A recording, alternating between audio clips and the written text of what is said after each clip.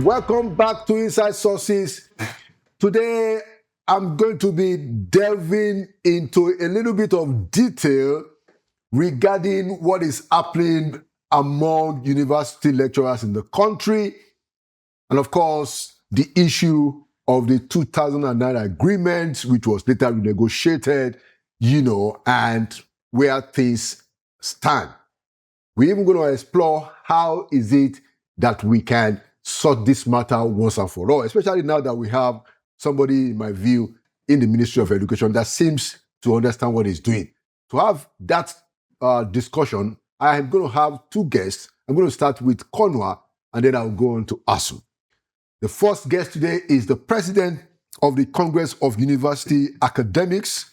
I'd like to welcome back to Inside Sources an associate professor of atmospheric physics, Dr. Niyi Sumonu from the Obafemi Awolowo University. Prof, Associate Prof, welcome back to Inside Sources. Thank you very much once again for having us on this program. And it's a pleasure to be on your program always. Thank you. Please, we love what you are doing. Keep it up, sir. Thank you so much. Thank you so much. And thank you for coming. And thank you for your work. Now, I want us to talk about the 2009 agreement. What is the way forward? How can we solve this problem? Because, of course, recently, some of the unions have been saying that, look, there's an agreement and government says that, well, it wasn't signed. But first, the idea of pluralism in the industrial space of the country, which apparently is what, you guys in Konwa are really testing out, that look, people should be free, workers, staff should be free to join the labor union of their choice. Look at what happened this past week, with Nupeng on the one hand, and then Dangote refineries, and the question of whether some people want to be in Nupeng or whether the Dangote refinery wants people working for him to be in union. It just reminds me of what happened between Konwa and ASU. So I'm going to ask you, what's your take on that conversation in Nigeria? Yeah, thank you very much for the question. I think it's a new era, a new facet for academic unionism. Already, that thing is not too strange in other sectors. Like you have in the Trade Center, for example, we have the Trade Union Congress of Nigeria, TUC, and we have the NLC, Nigerian Labour Congress. True. The government is used to that, and anytime there's going to be any issue that has to do with labor, they invite these two trade centers to meetings. And we've seen time and time again that they have negotiated and had discussions with these two. But in academic unionism, is a new thing, is a strange thing. And I want to say that our people are just getting used to this, even though the circumstance surrounding the registration of Konwa gives Konwa a little bit of bad name or in the shadow of the other union. Why? Because it was registered on the verge of conclusion of a strike action. Right. Meanwhile, the struggle to get registered by Konwa had started some 5 years earlier. So, and the registration was in 2018. That was when the registration was actually in 2022. But that was when you got the registration. Yes, that was when started way back, which was 2018. Okay. In April 2018 was when we started, when we applied to the Ministry of Labour for the registration. I must say quickly also that we were initially refused, but with a proviso that we could appeal. Okay. And we did appeal, and we followed through the process until it came to a head in October 2022. And we were taken to court almost immediately, challenging that propriety of that registration. Who took you to court? The ASU took us to court. Right. And the Federal Ministry of Labour, who did the registration. And in July, 25th July 2023, precisely, the National Industrial Court of Nigeria made a pronouncement that there can be as many unions as possible in any space in the country.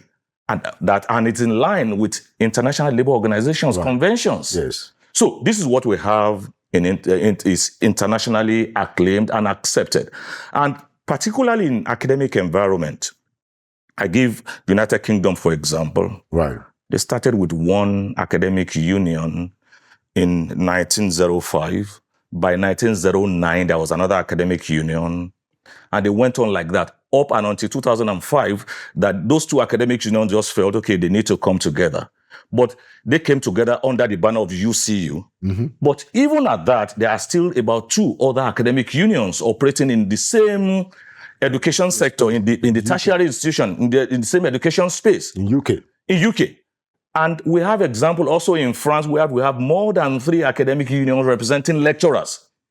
To our mind, Right. this helped in the stabilization of academic calendar and some other things. And it brings more voices to the table, Okay. more perspectives. Brilliant. And it prevents us from looking at issues from one narrow perspective. I mean, it's my own view that, unionism, while it's desirable, I consider myself some kind of a comrade, I think that you shouldn't have a situation where people are compelled, to be in one place and not allowed to be in another place. And I think that's what the industrial court has also ruled in the case of Conrad. Yes, sir. Yeah. And also that the constitution of the country supports freedom of association. I'm not a lawyer, but to my mind, what that means is that you are free to choose which union or which group that you want to associate with. Of course, yeah, absolutely. And I'm told that you now have about 30 chapters of Congress of university academics in the country. Yes, we have 30 chapters, and even though our numerical strength vary from chapter to chapters, but for now we are consolidating, and our direction is in the direction of progress. Okay. We have things to show us that we are moving in the right direction. Okay, good. And you have the headquarters in Obafemi Awolowo University, Ile-Ife, at the moment. Yeah. And what was your relationship with the government, on some of the major issues of the day? Yeah, currently, with respect to government is one, and is a continuum, but we have different arms of the government. With the Federal Ministry of Labor, we have been accorded our place, our rightful place among the Committee of Unions. We are still hoping that with the Federal Ministry of Education, which is our parent ministry, parent in the sense that because this union is a union in the education sector. Yeah. So we are still getting enrolled in that. And one of the reasons we are here is that we've been called to a meeting by the Honourable Minister of Education. The minister has already invited you, so that's to say that he wants to hear. Government is interested in your perspective. So the question that I wanted to ask you next, as we begin to wrap up, is: so what is the way forward in this renegotiated document? What is the position of CONRA? First, all voices representing different interests in the universities, in the university system, Nigerian university system, must be brought to the table. Okay. Number 2, and by saying all voices, it's not restricted to academics alone. And I think we should avoid having to discuss matters in parts. Let's look at the whole issue all together. Right. Secondly,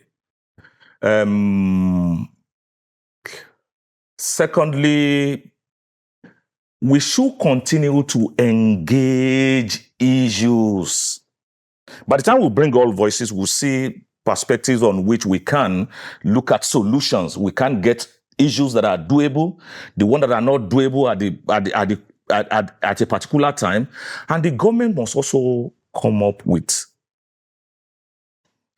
timelines of execution of whatever is agreed upon. And our own opinion also, in addition, is to find a way of making whatever agreement that is reached, if it is mutual, enforceability. And this will push the government by gazetting any agreement that will give it a legal force, a legal thing, such that if anybody violates any part of the agreement, such can be challenged in court, and is to restructure our education sector. Okay. Importantly, at the government level, the union level, Our interest must align in the area of having uninterrupted academic calendars. And that's the point. We are left behind. This country is left behind.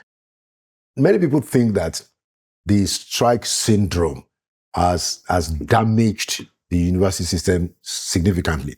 And, I'm not blaming ASU entirely for it, because there are real issues on the ground.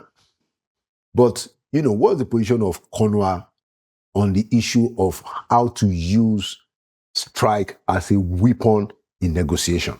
It should actually be. Considering what students have had to face, people who have spent 6 years for 3 years, 4 years programs. So people have spent 7 years because of strike. The strike action also affects negatively the lecturers. That's true. So our own opinion with respect to strike, or our own policy with respect to strike, is that it should be a last resort, and it shouldn't be something you just wake up and pick and use it as an instrument of cohesion. For us, over time, when we have, having evaluated the effect of strike action on the universities, done more damage than good. And we should try as much as possible to run away from it. As government, as academics in the university, all stakeholders, we should try as much as possible to run away from it and even make it a thing of the past. To have uninterrupted academic calendar should be a priority. So government has a role to play. Right. The unions have roles to play. And one of our suggestions to the government in one of our interventions about a week or two ago is that every year convoke a stakeholders conference. Unions will be represented. Parents will be represented.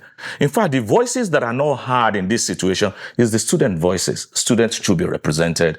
If it is difficult to be convoked yearly by the government, it can certainly be done every 2 years. And let me say, this is not original. This idea is not original to us and CONWA. It was Professor Wole Soyinka who mooted that idea about 5 or 6 years ago, that we should convene meetings to even decide what kind of university do we really want. I make bold to say that the university that we started with in 1940s is what we still have today. And what do I mean? To train workforce for the country. We have gone beyond that. We have enough workforce. Where do we want to go in terms of solving power problem, for example? Where do we want to go? Do we have any blueprint on that? Where do we want to go in terms of our technology, if not about the Minister of Digital Communication that is talking about something? Do we have any university input in that? And universities have roles to play in the development of any nation.